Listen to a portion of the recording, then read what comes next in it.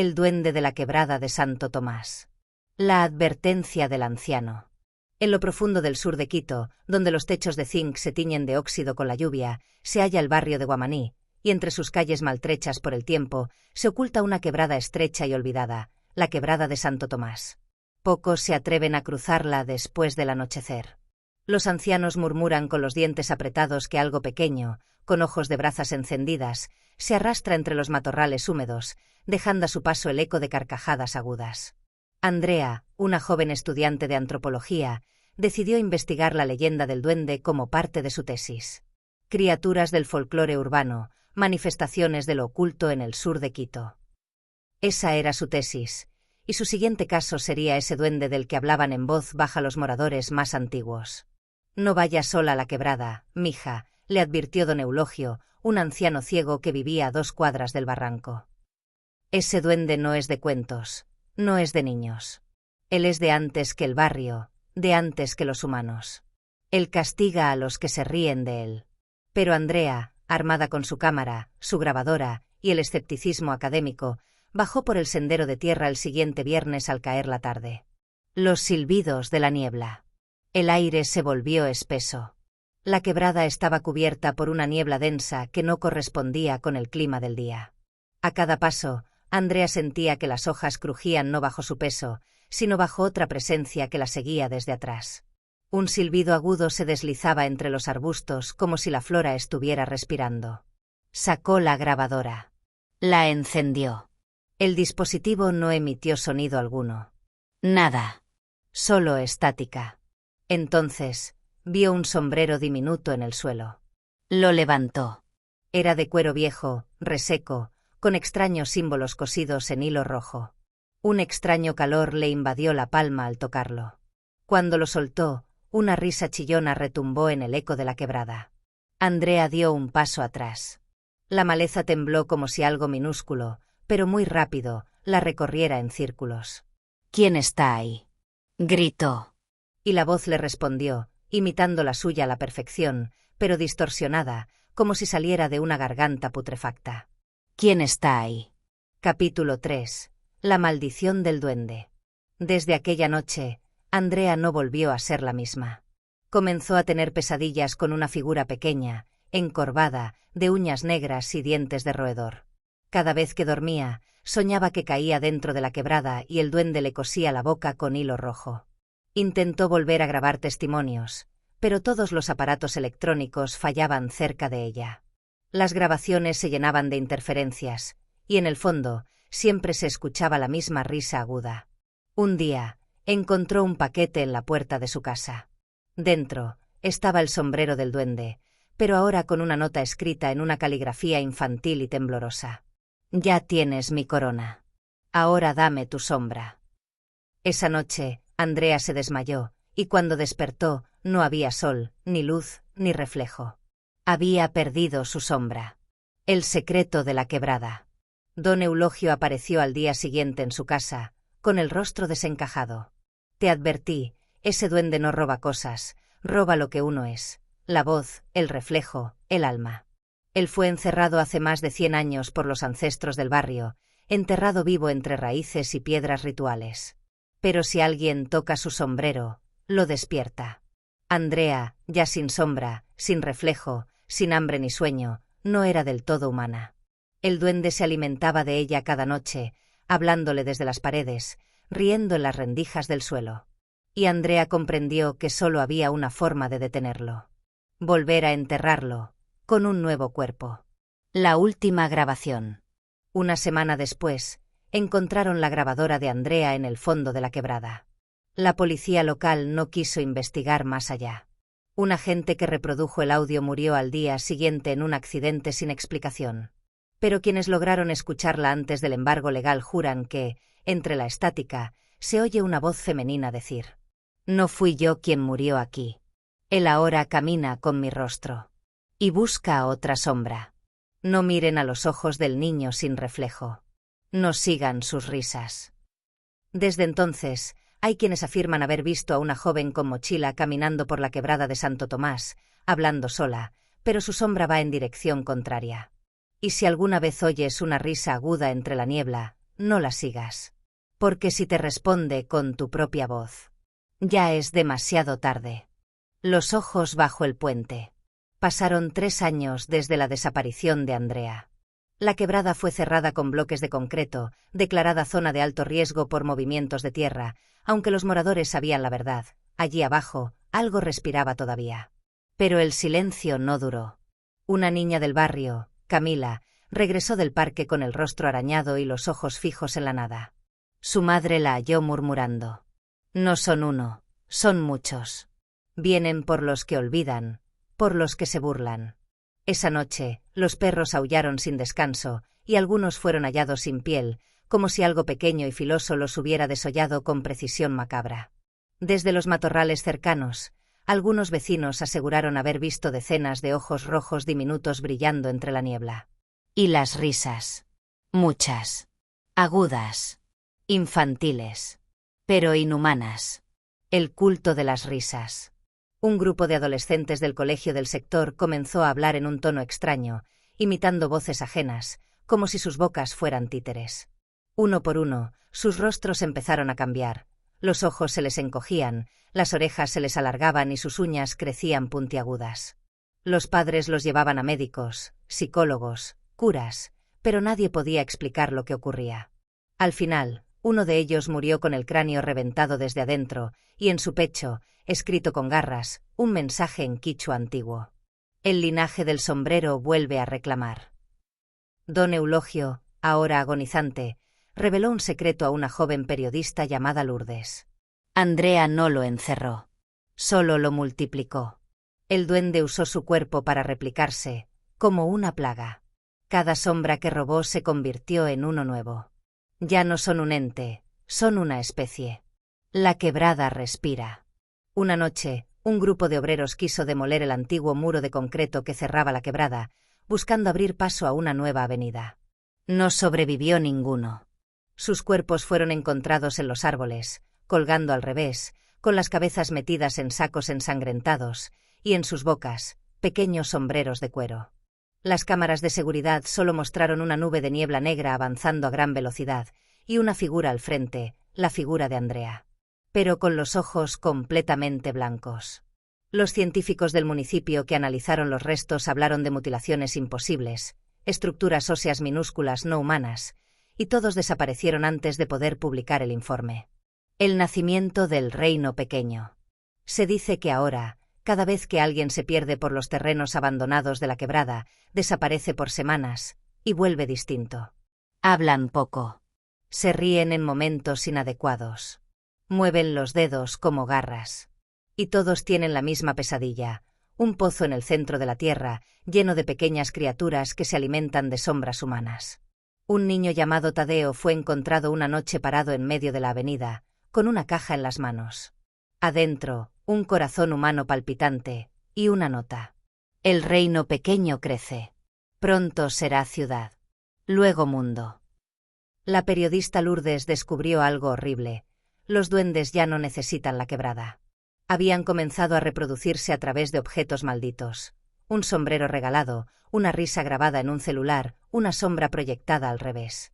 Cualquier niño que escuche esa risa puede ser poseído. Los niños no ríen igual en Guamaní.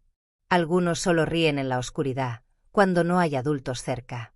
Algunos tienen reflejos que se mueven con retardo, o no se mueven en absoluto. Y si alguien pregunta por Andrea, los niños solo dicen: ella es la madre, la reina de los pequeños. Pronto saldrán todos de debajo de la tierra. Silencio. Lourdes huyó del barrio.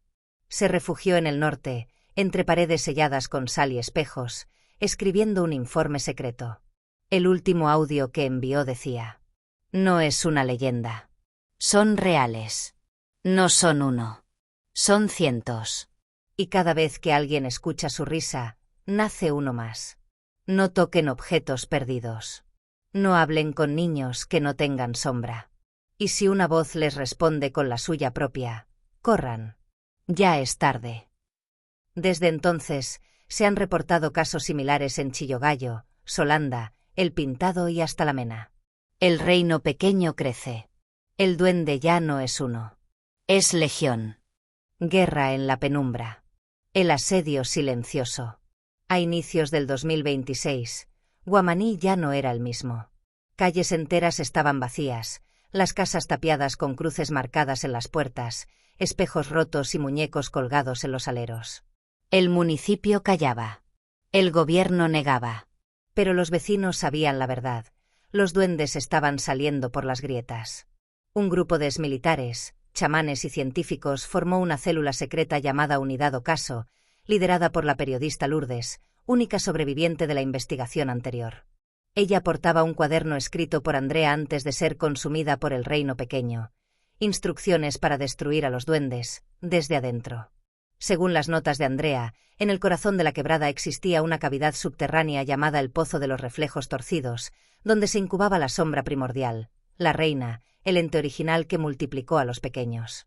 El plan: atacar antes de la noche del equilibrio, cuando la sombra y la luz se igualan y los duendes pueden emerger sin restricciones. El ritual invertido. El equipo de la Unidad Ocaso descendió por la grieta, abriendo un pasaje con explosivos bendecidos por una curandera. La niebla dentro era espesa, olía a tierra húmeda, sangre vieja y madera podrida. Cada paso era seguido por carcajadas que salían de la roca misma. Uno de los soldados fue arrastrado por una sombra delgada. Cuando lo encontraron, estaba desnudo, colgado boca abajo, con su rostro cosido en el pecho y sus pies en lugar de manos. Aún respiraba. Llegaron al santuario subterráneo.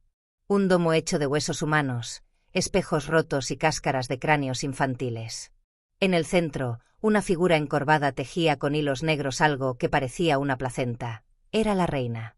Tenía el rostro de Andrea, pero sin ojos ni boca. Su piel colgaba como si alguien la hubiese inflado desde adentro. El chamán comenzó el ritual invertido, un canto que exigía ofrecerle al pozo algo que no podía ser reemplazado, la sombra propia. 2 miembros del equipo murieron al intentar entregar la suya. El pozo los desintegró lentamente mientras reía con sus voces. Solo Lourdes logró continuar. Había perdido su reflejo hacía años. Pero al pronunciar el último verso, la reina despertó. El desborde. Los duendes, cientos, miles, comenzaron a surgir como hormigas negras de cada grieta del sur de Quito, Chillogallo, Solanda, la Ecuatoriana, la Argelia, todos los sectores donde la risa se había infiltrado, ahora se convertían en campos de batalla. Los humanos pelearon con lo que pudieron: fuego, sal, espejos benditos, sonidos sagrados. Pero los duendes no morían fácilmente. Al morir, se deshacían en cenizas que se arrastraban hacia nuevas grietas y renacían como dobles de quienes los mataron. Guamaní fue declarado zona roja, incomunicada. Un sobreviviente del ejército relató que al disparar a un grupo de duendes, estos comenzaron a usar los rostros de sus hijos perdidos, riéndose con sus voces, pidiéndoles que no los maten, mientras se arrastraban hacia sus piernas con dientes de cristal. La sombra del sol. Lourdes entendió que la única manera de destruir a la reina era invertir la luz del sol, crear un eclipse artificial que arrojara su energía hacia dentro del pozo. Una torre solar abandonada fue reactivada. El ritual se selló con sangre y una ofrenda. Lourdes entregó su último recuerdo humano, el nombre de su madre. Ya no era totalmente ella, sino una carcasa consciente. Cuando el rayo descendió, el domo de huesos comenzó a crujir. La reina gritó con miles de bocas. Los duendes se retorcieron, intentando protegerla, fundiéndose unos con otros, creando una masa de sombras temblorosa que devoraba la carne de los soldados vivos y los muertos por igual. La explosión de luz hizo colapsar el pozo. El domo se selló. El silencio regresó. Cierre temporal. Días después, Quito anunció que la zona sur sufriría reformas geológicas, y la quebrada fue sellada con concreto fundido. Pero los moradores de Guamaní saben que no fue un desastre natural. Lourdes nunca volvió a ser vista. Pero en algunos parques del sur, se ha comenzado a escuchar nuevamente esa risa chillona.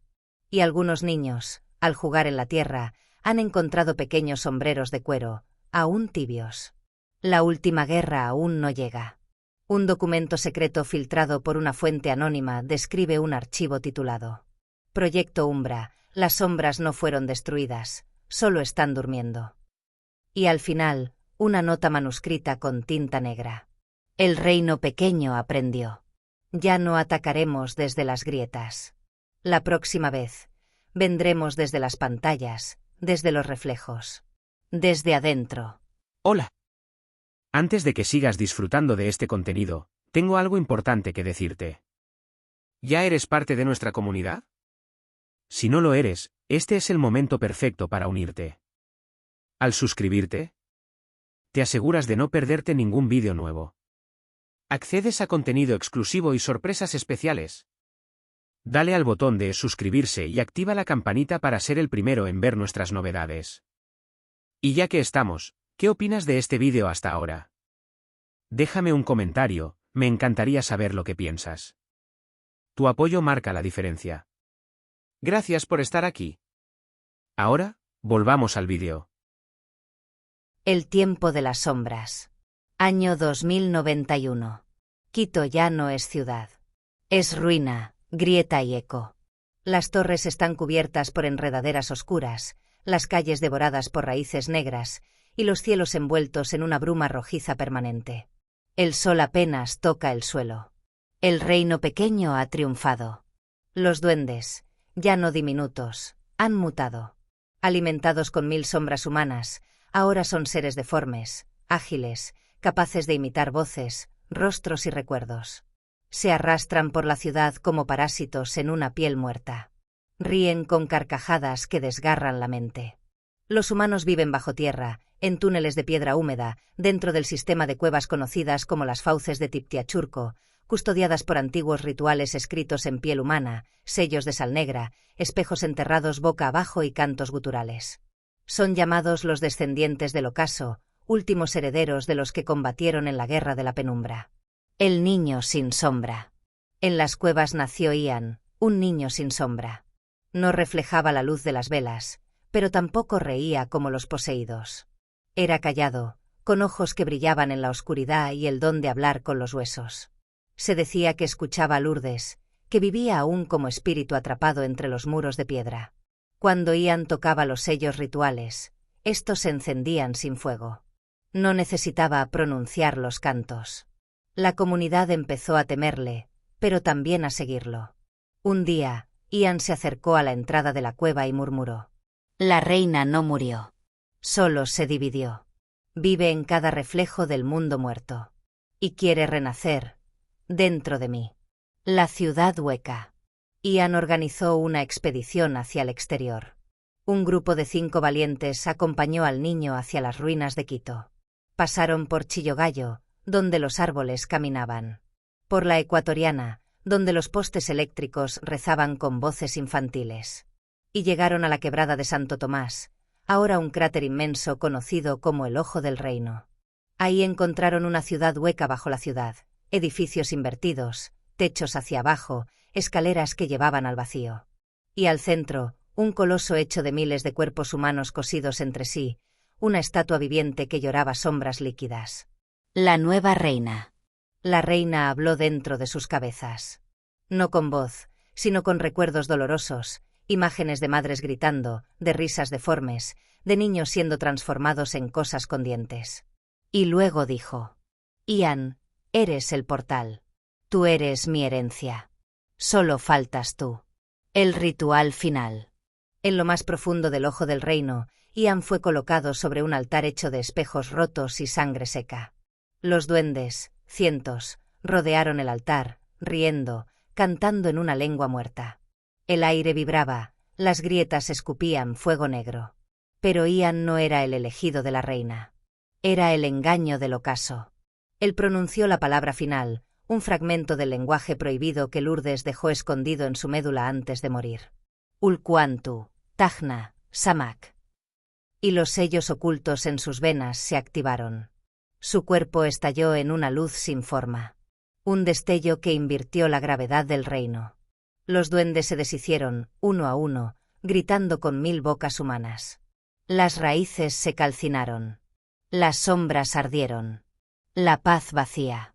Ian nunca regresó. Los túneles dejaron de temblar. El cielo, por primera vez en 60 años, dejó pasar la luz. Pero lo que quedó no fue una victoria, fue un vacío. La ciudad ahora es una cáscara hueca. Nadie ríe. Nadie llora. Todo está en silencio. Los descendientes del ocaso viven ahora en la superficie, pero no se atreven a mirarse en los espejos, ni a jugar con sus sombras. Porque algunos niños han comenzado a decir palabras que no se les han enseñado. Porque a veces, al reflejarse en el agua, la imagen no coincide con sus movimientos. Y en los muros del viejo sur han empezado a aparecer símbolos pintados con sangre seca, en forma de espiral descendente, acompañados de una frase antigua. Cuando las sombras olviden el miedo, el reino volverá. El despertar del reino olvidado. Bitácora de la expedición Umbra 17. Ubicación: Quito Sur, zona antiguamente conocida como Guamaní. Fecha: año 2167. Entrada al olvido. Tras décadas de silencio, los radares de geoexploración de la Universidad Central detectaron una serie de estructuras no cartografiadas bajo el subsuelo del antiguo Guamaní. Una expedición de 5 arqueólogos fue enviada para excavar lo que parecía ser una ciudad subterránea anterior a la última guerra.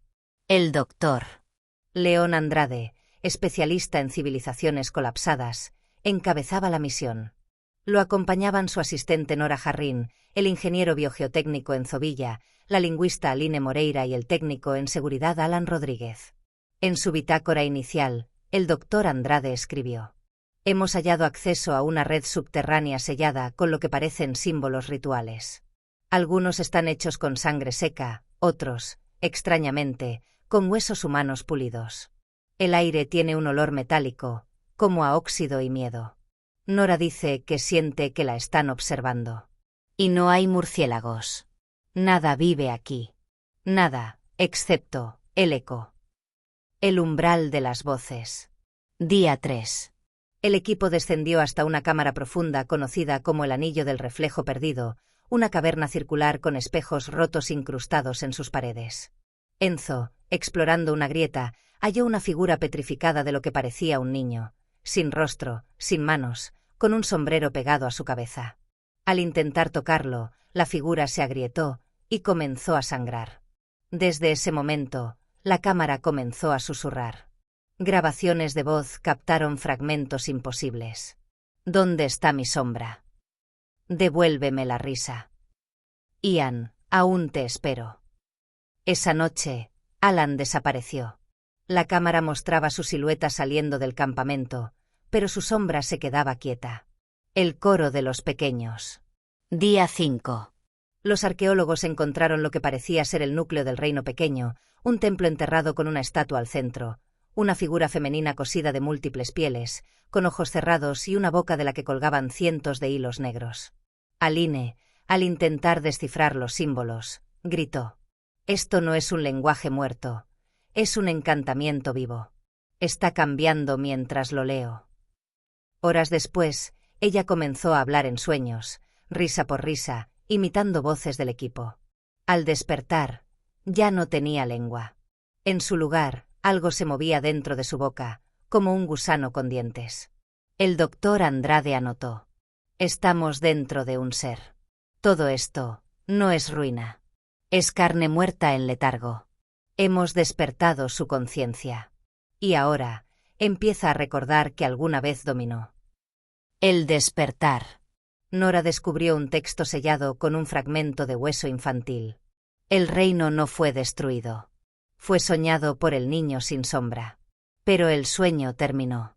Y los reflejos han despertado. A partir de esa noche, las paredes comenzaron a latir. Se escuchaban pasos diminutos corriendo por los túneles. Todos los espejos comenzaron a reflejar momentos del pasado, pero no del equipo, sino de cientos de víctimas de siglos anteriores. Enzo se quitó los ojos con sus propias manos. Decía que veía niños dentro de él. Nora comenzó a gritar sin parar, y de su vientre brotaron pequeñas manos negras que intentaban salir. Andrade, el último en pie, escribió: «Este no es un hallazgo arqueológico. Es un segundo nacimiento. No desenterramos ruinas, desenterramos la semilla. La tierra es su placenta. El aire su alimento. Y nosotros, su cuna». Transmisión perdida. La expedición nunca volvió. Solo quedó una grabación interceptada por un dron satelital de rescate. En ella, se escucha la voz distorsionada de Nora. Están en todas partes ahora. No necesitan cuerpos. Solo necesitan ser recordados. Si estás escuchando esto, ya es tarde. Porque mientras escuchas, algo detrás de ti ya empezó a reír. Regreso del reino. Hoy, en el año 2171, la ciudad bajo tierra respira de nuevo. Los niños en las colonias subterráneas han empezado a dibujar sombreros sin cabeza. Las sombras han empezado a moverse sin permiso. Y en el viento de los túneles, retumba un canto antiguo. El reino pequeño no muere. Solo duerme. Y tú, me has despertado.